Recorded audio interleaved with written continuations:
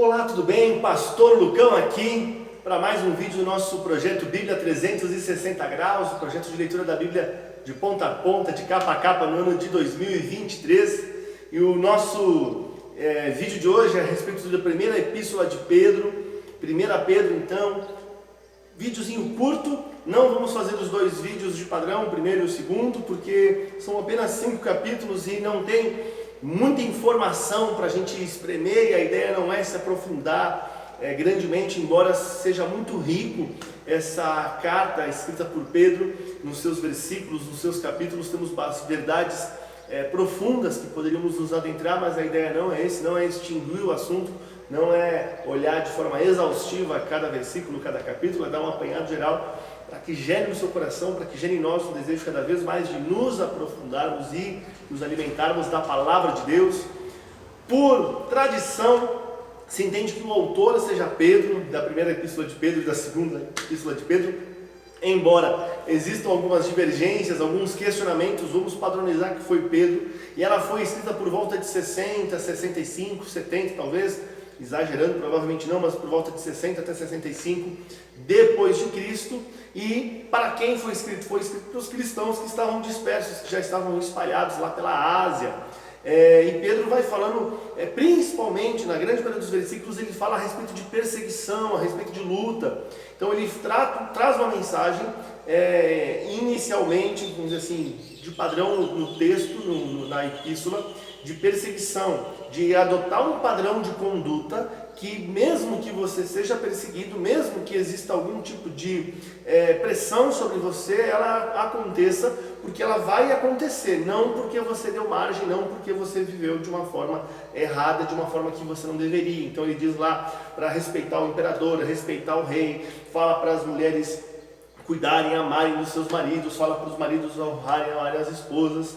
E no geral, essa epístola de Pedro, ela poderia ser vista como um pequeno manual da vida do cristão, ou até um grande manual, mas um manual de instruções, uma direção, uma diretiva, porque ela aborda vários temas, embora, como eu disse antes, esse tema da perseguição, da luta, ele vá se repetindo ao longo da epístola. Ele termina dando ainda um fortalecimento, falando a respeito da perseguição, da luta que o inimigo viria trazer sobre aqueles que creem no Evangelho, dizendo que, olha, vocês estão passando por provações, ou podem estar passando por provações, mas os seus irmãos espalhados por outros lugares também estão passando, o inimigo também se levanta contra a vida deles. E, falando desse pequeno manual, Pedro vai abordar diversos temas, e talvez, pelo menos para mim, um dos versículos, uma das passagens mais bonitas dessa carta, desse livro da Bíblia, esteja no capítulo 2, nos versos 9 e 10, que eu vou ler junto com você, se você quiser abrir.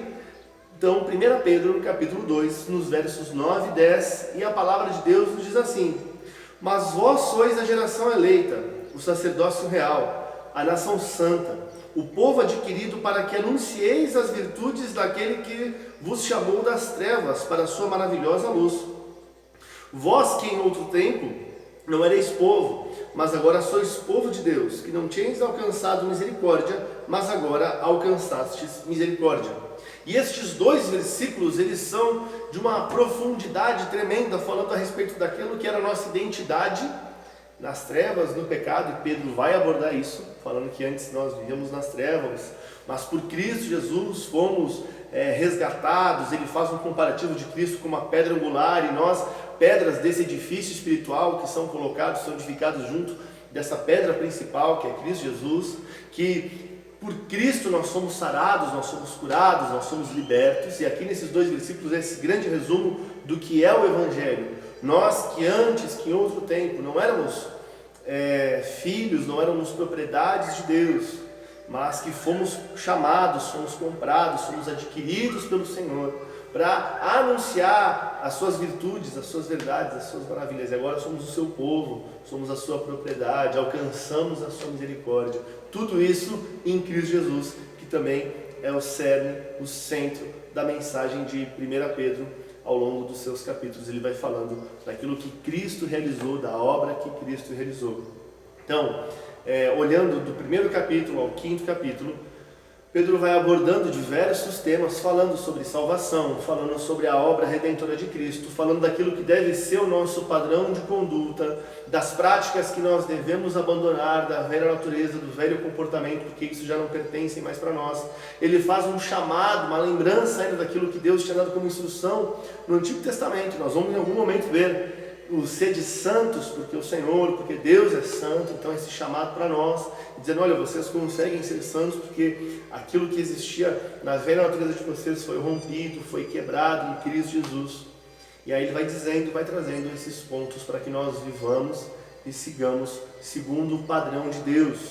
Essa é uma leitura bastante rica para ser feita, uma boa leitura para ser refeita, para ser lida com olhos criteriosos, com aquilo que Pedro vai dando em cada versículo, em cada passagem de instrução para nós. E ele ainda fazendo uma referência a Marcos, provável autor do livro do Evangelho de Marcos, que segundo a tradição, segundo os estudiosos, são os relatos de Pedro a ele ainda faz menção a Marcos na sua epístola. Mas espero que você tenha sido enriquecido por essa leitura, que o Senhor possa ter falado com você e que você permaneça firme lendo a Bíblia, porque ela permanece, as palavras do Senhor permanecem eternamente e elas vão gerar e produzir em nós vida e transformação. Até o próximo vídeo, um grande abraço, Deus te abençoe.